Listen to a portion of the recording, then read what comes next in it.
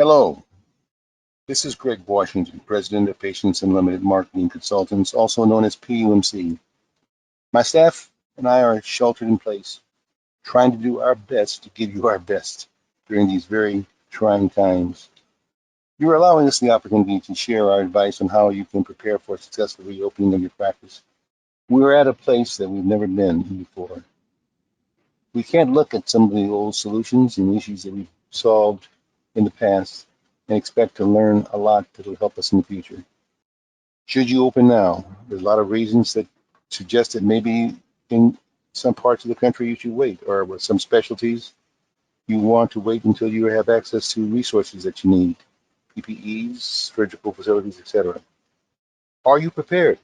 Have you done everything you can do with your resources of staff, facility, and supplies to reopen at this time? Is your staff prepared? Are they in place? Only you can answer that. Is your internet marketing ready? Because from this point on, you'll be totally dependent upon this portal or this resource to make things happen.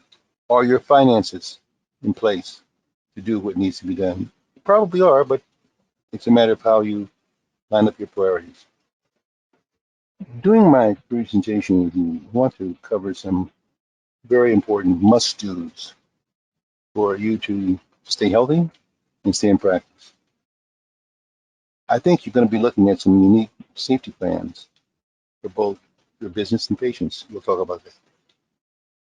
How do you use your facilities now, particularly with the issues of space and proximity of people to each other? How about that schedule or scheduling systems that you have? How are they going to be affected? You want to think about those. Don't forget, staff's got some options, so we want to reassure them about their safety. Well, patients have those same concerns, and prospective patients in particular that don't know who you are. How about looking at ways of doing consultations differently than you've done in the past? And your relationship with your current patients has changed. Let's talk about that also during this presentation. There are a lot of things to talk about, but probably the most important is going to be the use of your staff. They are really going to be your recovery engine. They're critical. Staff is going to be your biggest challenge because they're going to come to you now with some new issues and needs that weren't issues and needs before this whole COVID-19 thing occurred. Some examples. They're going to be concerned about their safety, and you're going to need to be able to show them that you're concerned about their safety also. So air purifiers in the room, solutions for working in restricted work areas that are tight and they don't have the distancing benefit. You may want to even suggest them buy some immune supplements and put those in a big jar so they can kind of take a swag of that every time they pass by. Their job security is going to be really number one in their minds. They may have been offered other jobs and may be being pursued by some of your competitors. You're going to need to be very sensitive to these issues.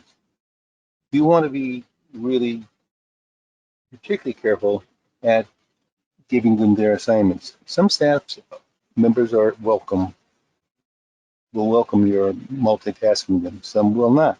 Some may not be capable of doing jobs that you are giving them as you're scaling up your employment team to handle a full array of all services. So we've got to be real careful with them. Be real careful with them. They may be making more money now on unemployment than you were paying them, and they don't really know how to navigate coming back to work. These are things that we have to think about. They are going to be in need of some training and refreshers on how to deal with patients, particularly stressful patients that are anxious about having services done, but aren't really sure about what their alternatives are. They may be dealing with a situation at home where a significant other has lost their job, and they are possibly even concerned about their children's welfare by their being exposed to people that are not necessarily thoroughly screened for COVID-19 issues. Staff is going to be one of your biggest challenges. And I think with your pre-thinking what you're doing for them and what you expect from them, it's going to be very important. Let's think about your service offerings. Let's look at some of the things that we probably have thought about, but don't have a plan to address. Some of the elective surgery obstacles that we have to deal with is obviously the PPEs, facility usages, the issues of anxiety of patients that are going to want to postpone things, and you may not feel that's necessary, but they may feel it's necessary, or the opposite could occur. Facility usage. If you happen to have your own in-office surgery facility, maybe that's not the problem, but anesthesia is not going to be available.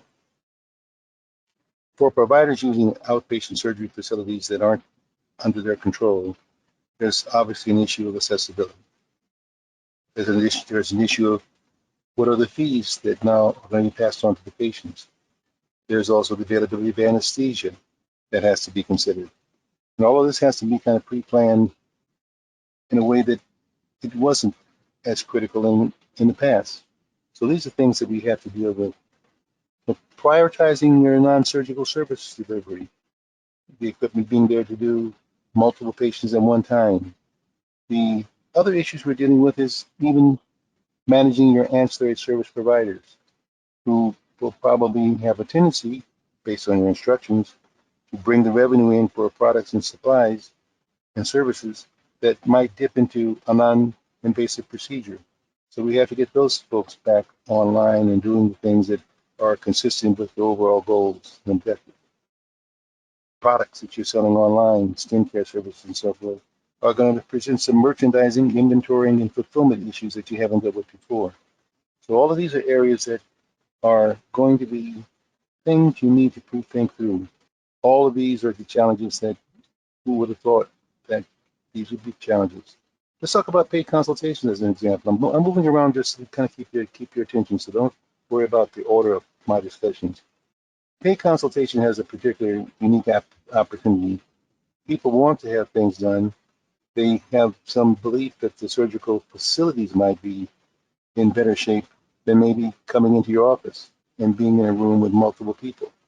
So paid consultations for major surgery procedures might be a good thing if you know how to present and sell it. If you're doing it, continue doing it. Online consultations with paid consultations is something that needs to have a protocol. Let's rethink our service offerings and the use of our facilities. So looking at this whole cluster of issues that are surrounding service offerings and facility need to be premeditated, pre-thought through, and organized in such a way that you're achieving your goal of retaining your patient base and it's not drifting away from you. At the same time, you're creating a revenue flow that fulfills the expense needs that you have within your practice. Up to this point, we've talked about practice management issues, and that's because originally we were practice management consultants. We still are to our internet and social media clients. We do no longer offer that service as an independent service. At this time, we all have to realize that it's all about internet, and the internet is our business and marketing portal. Let's look at the facts. Netflix recently booked 18 million new subscribers during COVID-19, and most of that viewing was done on mobile. Your internet hosting and management requirements have changed radically. Your website is now your new front door, it's your new greeter, it's your new reception area, and it's the only way you're going to see new patients in the future. So let's get them into the front door. Now, what is that going to take? One, your website must be found in top search results. That's not easy organically. You're going to need to look at paid advertising. Your page content must show safety is your top priority until a vaccine is found. You must have the meat. What is the meat? Great mobile presence, great mobile functionality, great business before and after, great before and after photography, strong reviews, lots of stars, lots of numbers, redundant presence, meaning that you're found also through organic and paid search results, and you have a reinforcement from social media. And that's going to be principally Google My Business page. If you haven't figured that one out, that's going to be very important. As you know, most of you were required to provide information about your website location. Well, we've reviewed your websites. Most of you are not at the table. Most of you aren't offering paid phone consultations as an alternative for being seen in the office. Most of you lack a six-pack of reviews that say that you're the greatest thing since mobile devices. All of you aren't really prepared to do paid advertising because your pages aren't organized the way they should be organized.